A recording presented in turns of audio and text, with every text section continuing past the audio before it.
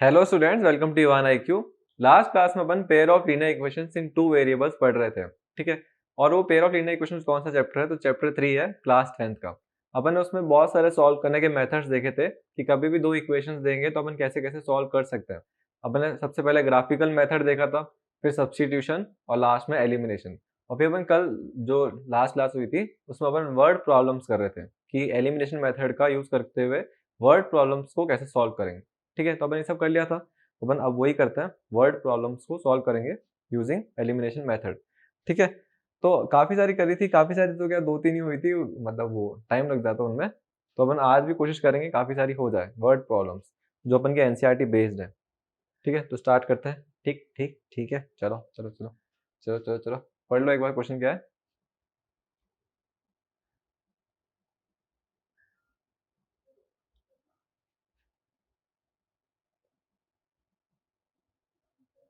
ठीक है, क्या कह रहा कि a mother said to her son, एक मम्मी ने अपने बच्चे को बोला कि the sum of our present ages is twice my age 12 years ago। ठीक है, बहुत कॉम्प्लिकेटेड बनाया ये उन्होंने। फिर and 9 years hence the sum of our ages will be। दो इक्वेशंस इसी में से बनेगी। ठीक है, तो फर्स्ट जो इक्वेशन है ना वो यहीं तक ही बन जाती है, यहाँ से लेके यहाँ तक। ये फर्स्ट इक्वेशन के लिए स्टेटमेंट है, और ये जो है ना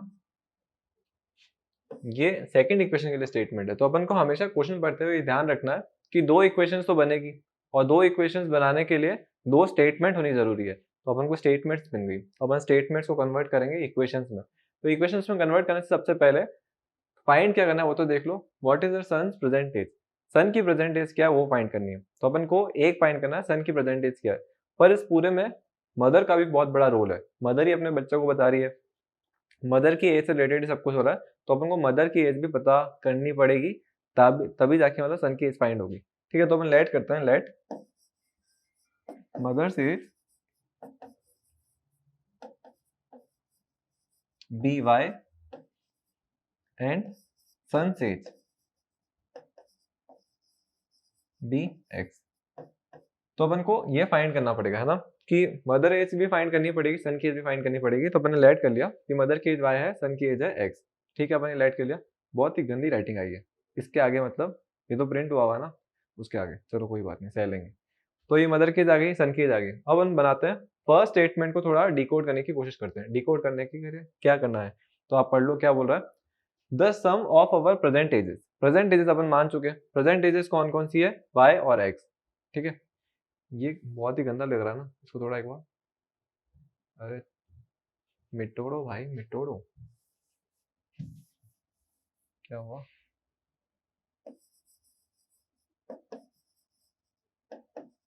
मदर की एज अपन ने वाई मानी है, सन की एज अपन ने एक्स मानी है। स्पेस चाहिए थोड़ा, तो हमको वहां पे स्पेस चाहिए। यहाँ पे the sum of our present ages, ठीक है, प्रेजेंट एजेस का सम। तो प्रेजेंट एजेस दोनों की, मदर की और सन की, मदर की एज है वाई और सन की एज है एक्स। तो सम हो गया प्रेजेंट एजेस का। इज लगा हुआ, इसका मतलब क्या होता है, इक्वल टू। तो ये मैंने लगा दिया इक्वल टू लगा दिया। ट्वाइस, ट्वाइस मतलब टू टाइम्स, तो ये लगा दिया ट्वाइस। क्या ट्वाइस किसके, 12 years, twice my age 12 years अगो। मतलब वो अपनी मम्मी उसको बच्चे को बोल रही है कि अपन दोनों को जो एजेस का सम है ना वो इक्वल होता है किसके, ट्वाइस मेरी जो 12 साल पहले की जो एज थी। तो अगर मदर की एज अभी वाई है, अभी वाई है ना, जैसे मैं ऐसे बोलूँ कि किसी की मदर की एज 40 है, तो 12 years के पहले कितनी होगी। तो 40 में से अपन 12 सब्ट्रैक्ट कर लेंगे, कितना आ रहा होगा, 28 आ रहा होगा। तो उसकी एज 28 होगी। तो अभी उसकी एज वाई है, तो 12 years पहले उसकी एज कितनी होगी, तो उसकी एज हो जाएगी वाई माइनस 12। ठीक है, तो ये बना दिया अपन ने फर्स्ट इक्वेशन। यही उन्होंने स्टेटमेंट बोली थी और अपन ने उस स्टेटमेंट को डिकोड करके इक्वेशन बनाया। एक बार इक्वेशन वापस देख लो। The sum of our present ages, sum of our present ages दोनों का सम कर लिया, इज ट्वाइस, ट्वाइस भी कर दिया। फिर माई एज 12 years अगो, माई एज 12 years अगो मतलब अपनी मम्मी का खुद ही अपना बता रही थी, तो 12 years अगो जो थी उसकी एज भी निकाल ली, उसको ट्वाइस भी कर लिया। ये पूरा अपन के पास में आ गया। इसको थोड़ा सिंप्लीफाई करते हैं। ये 2 अंदर इंटू होगा तो 2y माइनस 24 हो जाएगा। ठीक है, y उधर जाएगा तो ये हो जाएगा y, x को भी वहां ले लेते हैं तो ये हो जाएगा x, 24 को यहाँ ले लेते हैं तो ये हो गया 24। ये बन गई अपन की फर्स्ट इक्वेशन। ठीक है, फर्स्ट इक्वेशन फॉर्मेट में नहीं लग रही है ना, फॉर्मेट नहीं लगती तो क्या करते हैं, माइनस एक्स को यहाँ लेते हैं लेफ्ट हैंड साइड में, प्लस का एक्स हो गया, वाई प्लस का है तो यहाँ क्या आ गया माइनस का वाई, और 24 को वहां भेजते हैं, हमको ऑर्डर आई है तो ये अपने लिख दिया माइनस का 24। ठीक है, ये मैंने यहाँ ले लिया। ठीक है, माइनस का एक्स यहाँ आया तो प्लस का एक्स हो गया, वाई प्लस का था तो यहाँ के माइनस का वाई, और 24 यहाँ था तो वो माइनस का 24 हो गया। अब इसको बोलेंगे फर्स्ट इक्वेशन, इसको नहीं बोलेंगे भाई।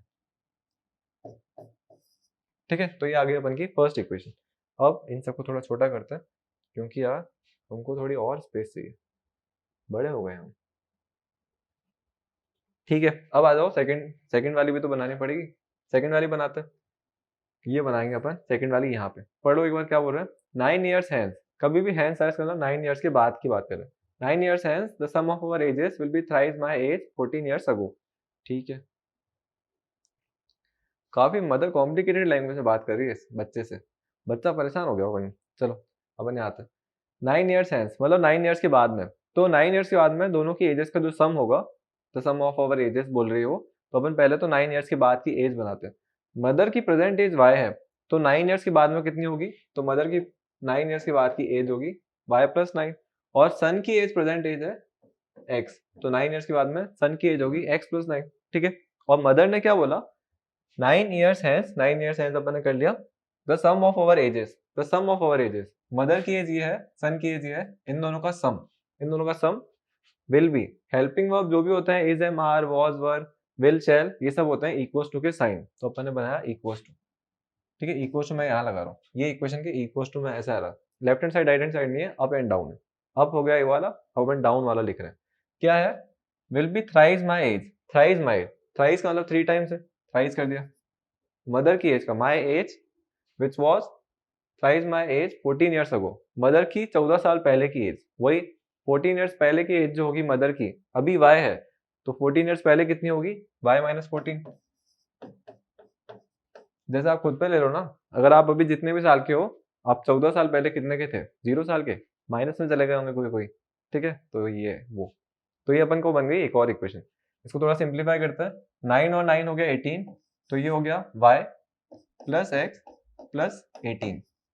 ठीक है, y plus x plus 18 equals to में, ये पढ़ा ना इक्वल्स टू में, ब्रैकेट से अपन इनटू करवा लेते हैं, तो ये हो गया 3y माइनस का 4 3 12 3 3 42, 3y माइनस 42। इसको शो नहीं करेंगे, बहुत हैंग हो रहा है ये, देखो नया नया लिया था हमने अभी तक। चलो ये हो गया 3y माइनस 42, और थोड़ा सिंप्लीफाई करते हैं, 3y को यहाँ ले लेते हैं तो ये हो जाएगा y यहाँ पे प्लस का है, 3y आएगा तो सब्ट्रैक्ट होगा, तो y में से 3y जाएगा तो 2y बचेगा, कौन सा, माइनस का, x यहाँ पे पड़ा ही है तो ये हो गया x माइनस 2y, और माइनस का 42 वहां पड़ा है ना, माइनस का 42 वहां पड़ा है, प्लस का 18 को वहां भेज देते हैं तो ये हो गया नेगेटिव 18। सब सही से लिखा ना मैंने, चेक कर लेते हैं, check check check, mike check.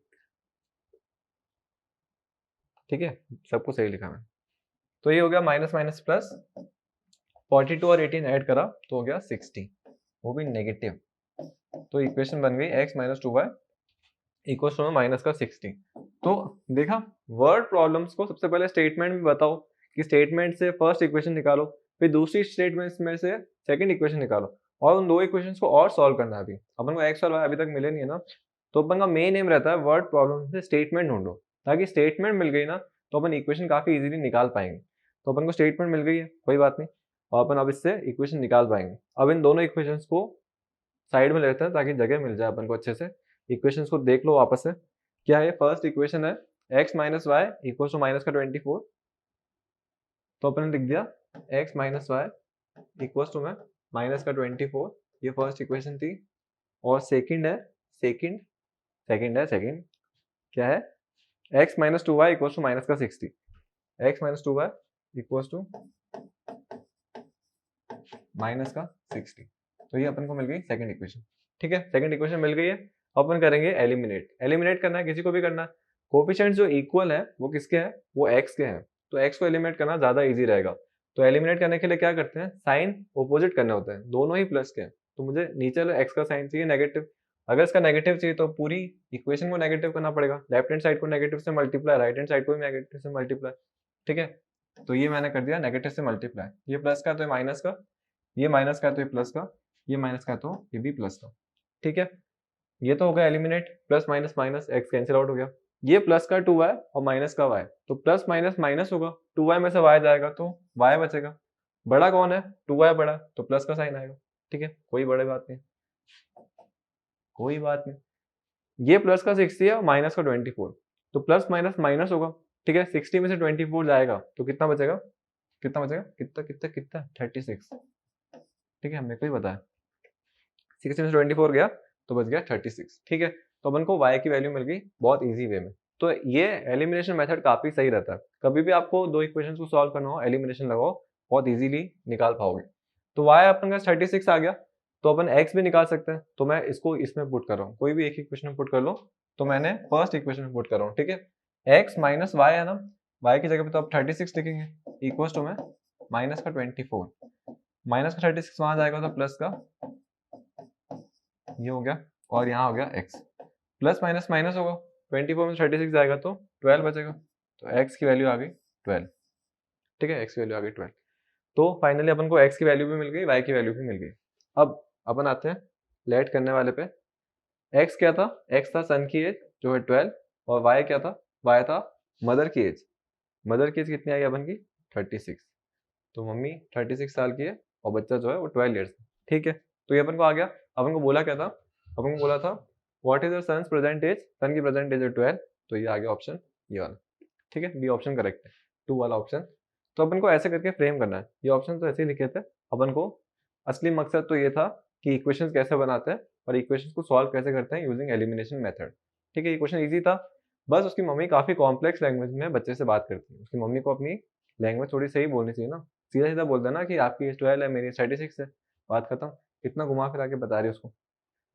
चलो अपन आते हैं अपने नेक्स्ट क्वेश्चन पे, एक बार पढ़ लो ये। पढ़ेगा इंडिया तभी तो बढ़ेगा इंडिया।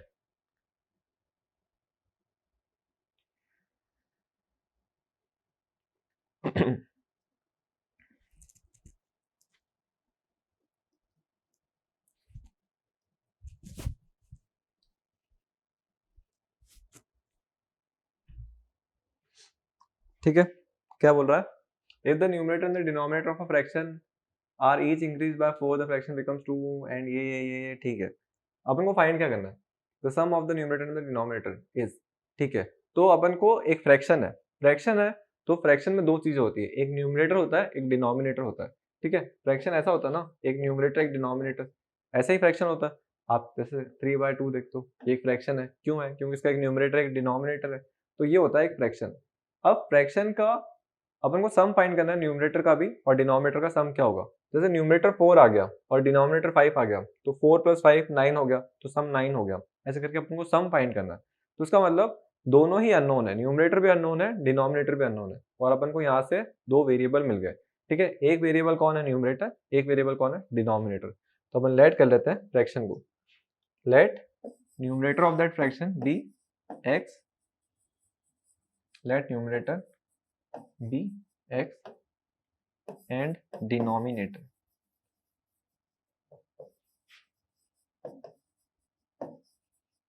B Y. ठीक है, एक्स और वाई आ गए अपन के पास में। अब आ जाओ, क्या था क्वेश्चन, इधर क्वेश्चन, क्वेश्चन ही बोल रहा हूँ मैं, जान पूछ के मैं ऐसे बोल रहा हूँ, ऐसे नहीं कि जज करने लग जाओ। तो if the numerator and the denominator fraction are each increase by 4, दोनों को इंक्रीज कर दिया 4 से, तो फ्रैक्शन बन जाएगा द फ्रैक्शन बिकम्स 2। ठीक है, तो न्यूमरेटर जो है ये है डिनोमिनेटर, अब इनको इनकी भाषा में जवाब देंगे, ये है एक्स, ये है वाई, एक्स अपॉन वाई, दोनों को इंक्रीज कर दिया 4 से, तो अपन ने 4 इसमें भी डाल दिया, 4 इसमें भी डाल दिया, तो नया फ्रैक्शन बन जाएगा ना, नया फ्रैक्शन बन गया x + 4 + y upon 5 upon y + 4 equals to में इट विल बिकम 2। बिकम आ गया, एक तरीके से हेल्पिंग वर्ब जैसा ही है, तो ये कितना हो गया, ये आ गया 2, इक्वल्स टू लगा दिया 2। तो अपन को ये चीज बताना चाह रहे थे क्योंकि ये फर्स्ट स्टेटमेंट थी, तो यहाँ से लेके यहाँ तक थी अपन की फर्स्ट स्टेटमेंट। ठीक है, एंड और बताया कि एंड तक खत्म हो गई, अब आ गई है दूसरी स्टेटमेंट। तो अपन को दूसरी स्टेटमेंट कहाँ से मिल रही है, यहाँ से लेके यहाँ तक। ठीक है, अब दूसरी स्टेटमेंट से आप खुद बनाने की ट्राई करो कि बना सकते हो क्या। ठीक है, बना ली होगी पॉज करके तो सही है, नहीं तो अपन बना के देखते हैं।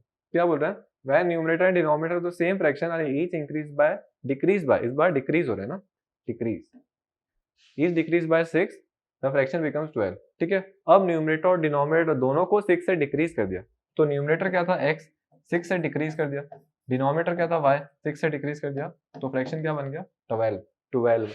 ठीक है, फ्रैक्शन बिकम्स 12। तो अपन को दोनों इक्वेशन मिल गई, ये अपन की फर्स्ट इक्वेशन, ये अपन की सेकंड इक्वेशन। फर्स्ट इक्वेशन और सेकंड इक्वेशन को थोड़ा बहुत सिंप्लीफाई करते हैं ताकि अच्छे से सॉल्व कर पाए, है ना, क्योंकि फ्रैक्शन फॉर्म में आ रही है ना, फ्रैक्शन फॉर्म अच्छी नहीं लगती है। तो उसको अपन ले लेते हैं नई स्लाइड। ठीक है, देखो नई स्लाइड पर, ये है अपन का x प्लस 4 अपॉन में y प्लस 4 इक्वल्स टू में 2। ठीक है, y प्लस 4 ये पूरा एक फ्रैक्शन है, यहाँ पे पूरा एक ही फ्रैक्शन है। तो कभी भी सिंगल सिंगल फ्रैक्शन हो रहा हो ना इक्वल्स टू के दोनों तरफ, तो आप क्रॉस मल्टीप्लाई कर सकते हो। तो ये मल्टीप्लाई हो जाएगा वहां पे और ये मल्टीप्लाई हो जाएगा यहाँ पे। यहाँ पे कुछ आनी तो मैंने 1 लगा दिया। तो y प्लस 4 2 से मल्टीप्लाई हो गया, तो ये हो गया 2y प्लस 8, क्योंकि 2 दोनों से होगा ना। ठीक है, दोनों से हुआ, इक्वल्स टू लगाया बीच में और 1 से इंटू हुआ तो ये यही आएगा। अब x को यहाँ ले लो तो ये हो जाएगा माइनस का x, 2y यहाँ पड़ा ही है तो 2y प्लस का पड़ा, प्लस के 8 को मैं वहां भेज रहा हूँ तो 4 वहां पे पड़ा है और प्लस का 8 वहां गया तो नेगेटिव 8, है ना, प्लस का 8 था तो वहां जाके नेगेटिव 8, ये आ गया माइनस का 4, यहाँ हो गया माइनस का x प्लस 2y। तो ये अपन की फर्स्ट इक्वेशन आई। ठीक है, सिंप्लीफाई करने के बाद में फर्स्ट इक्वेशन अपन की आ गई है, वो बनाते हैं सेकंड इक्वेशन पे। सेकंड इक्वेशन अपन की लिखी भी पड़ी है, उसको और सिंप्लीफाई करते हैं। कौन सी है, ये वाली, x माइनस 6 वाली upon y minus 6 equal to में 12। ठीक है, इसको भी लिखते हैं x माइनस 6 अपॉन में y माइनस 6 इक्वल टू में 12। वही दोनों की तरफ एक एक फ्रैक्शन है तो क्रॉस मल्टीप्लाई इजीली कर सकते हैं, तो अपन ने कर दिया क्रॉस मल्टीप्लाई। तो ये इधर जाके मल्टीप्लाई हुआ तो ये हो गया x माइनस 6, 12 उधर पूरे से हुआ तो ये हो गया 12y माइनस 6 इंटू 12 है ना, तो ये हो गया 6 टू 12 है, कैरी 72, है ना, सही लिखा ना, एकदम सही सही सही लिखा एकदम। अब x 12y को यहाँ लिया तो माइनस का 12y, माइनस का 72 वहां पड़ा ही है, माइनस का 6 वहां गया तो प्लस का 6, ये प्लस माइनस माइनस होगा तो कितना बचेगा, 72 में से 6 गया तो कितना बच रहा, 66। ठीक है, ये आ गया x minus 12y, second equation, ये अपनी सेकेंड इक्वेशन। ठीक है, अब हमने दोनों इक्वेशन आ चुकी है फर्स्ट और सेकंड, और अपन अब इम्प्लाई करेंगे एलिमिनेशन मेथड इन दोनों पे। तो अपन इन दोनों पे अप्लाई करते हैं एलिमिनेशन मेथड, इन दोनों को थोड़ा ऊपर ले लेते हैं और अपन इसको यहाँ पे अप्लाई करते हैं। दोनों इक्वेशंस को अपन आगे पीछे लिख देते हैं। तो ये है माइनस का x प्लस का 2y इक्वल्स टू में माइनस का 4। ठीक है, और एक और है x minus 12y equals to में माइनस का 66। ठीक है, एलिमिनेशन करने के लिए फर्स्ट स्टेप क्या होता है कि कोफिशिएंट जिसके मैच हो रहे हो उस वेरिएबल को हटा दो। तो x का कोफिशिएंट 1 है, माइनस का 1 है और यहाँ पे x का कोफिशिएंट 1 है, कोफिशिएंट न्यूमेरिकल वैल्यू मैच हो रही है तो अपन x को डायरेक्टली हटा देते हैं। नेगेटिव पॉजिटिव भी है तो आराम से कटेगा। ठीक है, ये नेगेटिव x प्लस का x plus minus minus x में से x गया 0, तो ये हो गया एलिमिनेट, साइन भी चेंज नहीं करने पड़े। अब यहाँ पे आओ, ये प्लस का मतलब प्लस का 2y माइनस का 12y, तो प्लस माइनस माइनस होगा तो ये आ जाएगा 10y, माइनस करा, साइन किसका आएगा जो नंबर बड़ा है 12 वाला, तो ये आ गया नेगेटिव। ये दोनों माइनस माइनस प्लस हो जाएंगे, 66 और 4 हो जाएगा 70। साइन किसका आएगा जो नंबर बड़ा है 66, तो ये y इक्वल टू आ गया माइनस का 70 अपॉन में माइनस का 10 इंटू में ना वहां जाके डिवाइड में, दोनों से दोनों कैंसिल आउट हो गया, 0 से 0 कैंसिल आउट हो गया और y की वैल्यू आ गई 7। ठीक है, तो y की वैल्यू आ गई 7। अपन को x की वैल्यू निकालनी है तो अपन x की वैल्यू इसमें पुट करते हैं। माइनस का x है, फर्स्ट इक्वेशन में पुट करो, प्लस का 2y मतलब y की जगह पे 7, तो 7 टू द 14 इक्वल्स टू में माइनस का 4, प्लस का 14 वहां गया तो क्या हो गया माइनस का 14, ये आ गया माइनस का 18, माइनस का x equals to finally minus का 18, दोनों कैंसिल आउट हो गए तो अपन को x की वैल्यू मिल गई 18। x की वैल्यू भी मिल गई, y की वैल्यू भी मिल गई, तो देर किस बात की है, x की वैल्यू 18 है, y की वैल्यू है 7, तो फ्रैक्शन तो है अपन का 18 अपॉन 7। ठीक है, फ्रैक्शन अपन का आ गया। अब इन्होंने क्या बोला था, सम बताओ, the sum of the numerator and the denominator. तो 18 और 7 का सम करोगे तो कितना आ रहा होगा, कितना आ रहा है 25 आ रहा है ना, 25 ही आ रहा। ठीक है, तो उसका मतलब ये ऑप्शन एकदम करेक्ट है। ब्लैक पेन से नहीं लिखेंगे, ब्लैक तो ये है ही, तो अपन इसको लिखेंगे रेड से। ठीक है, रेड से। ठीक है, 25 अपन का सम आ गया। तो इस तरीके से अपन ने ये क्वेश्चन में करके देख ही लिया, अपन ने ये भी बाधा पार कर ली। बस अपन को यही था कि क्या करना है, अपन को एलिमिनेशन मेथड को इम्प्लाई करके देखना था और वर्ड प्रॉब्लम को कन्वर्ट करना था इक्वेशन में। चलो ये भी हो गया। अब आते हैं लास्ट वाले क्वेश्चन पे आज के। एक बार पढ़ लो क्या है।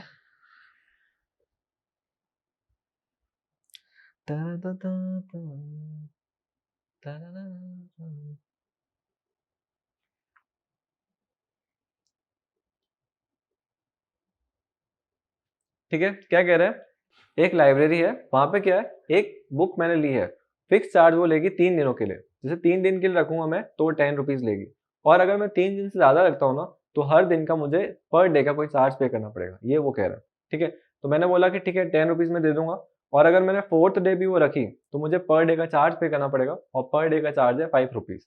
ठीक है, तो मैंने 6 डेज के लिए बुक ली, तो मुझे कितने रुपए पे करने पड़ेंगे, तो मैं फर्स्ट 3 डेज के लिए तो 10 रुपी पे करने ही पड़ेंगे, और हर अगले दिन के लिए 5 के फाइन पे करने पड़ेंगे।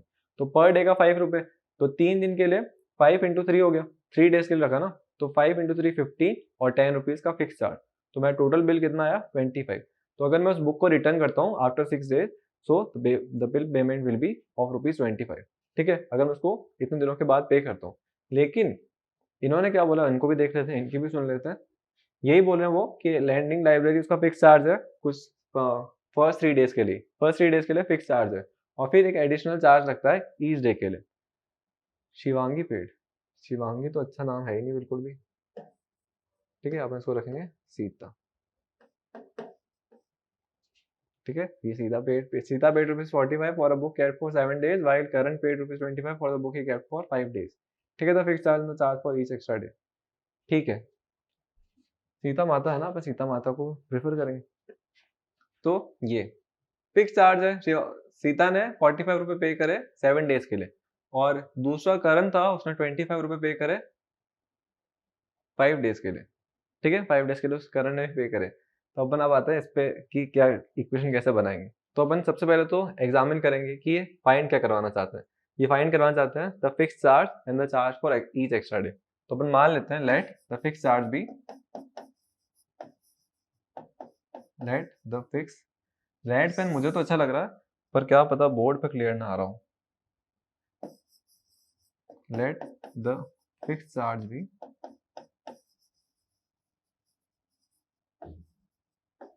एक्स। ठीक है, and additional each day charge है ना, each day charge be Y. ठीक है, फिक्स डे चार्ज अपन ने एक्स मान लिया और ईच डे चार्ज का वाई रुपए मान लिया। ठीक है, तो अपन आते हैं सीता वाले केस पे। सीता ने कितने रुपए पे करे 45। तो एक बार थोड़ा साइड हो जाओ आप, छोटा भी कर लूंगा इसको मैं। ठीक है, अब आता अपन सीता वाले केस में। सीता ने टोटल पे करे 45 रुपीज। ठीक है, तो सीता ने कितने दिन के लिए बुक रखी है 7 डेज के लिए। तो फर्स्ट 3 डेज के लिए तो उसने एक फिक्स चार्ज पे करा, बाकी के 4 दिन उसने एक पर डे के लिए चार्ज पे करा। तो फर्स्ट 3 डेज के लिए तो फिक्स चार्ज अपने लेट कर लिया, वो कितना है एक्स। तो फर्स्ट 3 डे के लिए उसने पे करा एक्स रुपी को, और हर दिन का एक फिक्स चार्ज होता है कि ईच डे का इतने रुपए लगेंगे। तो हर दिन का वाई है, तो 4 दिन के लिए रखिए, तो Y plus Y plus Y plus Y 4 दिनों के लिए, तो वो हो गया 4y। तो ये एडिशनल चार्ज उसने पे करा। तो इन दोनों को सम करेंगे तो टोटल बिल आ जाएगा, 3 दिन का फिक्स चार्ज और 4 दिन उसने एक्स्ट्रा रखी, और हर दिन का उसने एक्स्ट्रा पे करा, और कितने रुपए उसने टोटल पे करे 45। तो ये बन गई अपन की फर्स्ट इक्वेशन, बहुत इजी मेथड। सेकंड आ रहा है करण। करण ने 5 डेज के लिए रखी, तो 5 डेज में से क्या हुआ, 3 डेज का तो फिक्स चार्ज है, 3 डेज लाइब्रेरी एक्स रुपए ही लेगी, और 2 दिन एक्स्ट्रा रखे ना, तो हर दिन के वाई रुपए, तो 2 दिन के हो गए 2y। तो x प्लस 2y करेंगे तो टोटल बिल आ जाएगा, और करण का टोटल बिल आया 25 पे। कम ही पैसे खर्च हुए इसके। ठीक है, तो अपन को आ गई 2 इक्वेशन मिल गई, 2 इक्वेशन मिल गई तो अपन इजीली सॉल्व कर सकते हैं। ठीक है, x plus 2y equals to 25। तो ये आ गया। अब क्या करेंगे, एलिमिनेशन करना। दोनों के कोफिशिएंट सेम है x वाले के, तो अपन x को एलिमिनेट करेंगे, ज्यादा इजी रहेगा। तो अपन कर दिया x को एलिमिनेट, पर साइन सेम नहीं था ना, तो साइन चेंज कर लेते नीचे वाले इक्वेशन के। ये नेगेटिव, ये भी नेगेटिव, ये भी नेगेटिव। साइन चेंज करो तो दोनों तरफ करना, ठीक है, दोनों तरफ अपन ने -1 को मल्टीप्लाई करा, ऐसा कहते हैं, ऐसा होता भी है। तो ये आ गया, तो ये तो कैंसिल आउट हो गया पूरा, प्लस माइनस माइनस हो गया, ये प्लस माइनस माइनस हुआ तो 4y में से 2y गया तो 2y बचा, ठीक है, प्लस का, और ये 45 में से 25 गया तो कितना बचा, 20, ठीक है। फाइनली अपन को y की वैल्यू मिल गई 20/10 जो होती है 10।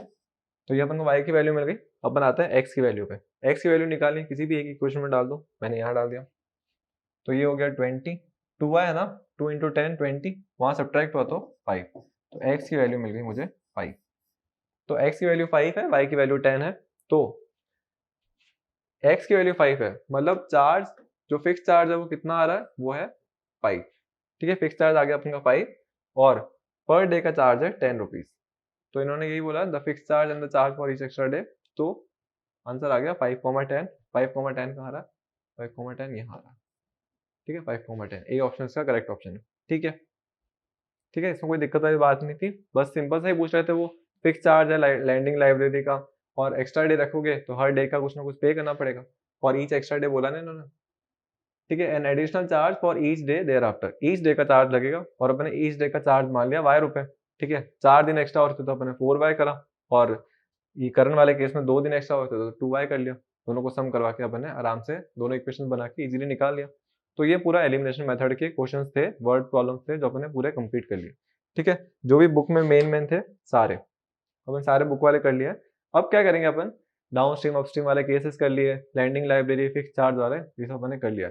अपन के की वैल्यू फाइंड करेंगे नेक्स्ट क्लास में। के की वैल्यू क्या होती है, वो कंडीशन बेस्ड क्वेश्चंस होते हैं, तो अपन के बेस्ड क्वेश्चंस करेंगे, जिसमें ऐसा होता है कि कंडीशंस पढ़ के आना, नेक्स्ट क्लास आप अटेंड करोगे तो कंडीशंस देख के आना कि कब नो सॉल्यूशन होता है, कब इनफाइनाइट सॉल्यूशन होता है, कब यूनिक सॉल्यूशन होता है, इनकी कंडीशंस पढ़ाई हुई है पुरानी वीडियोस में, पुरानी वीडियोस जाके खंगालो, इनसे निकलेगा।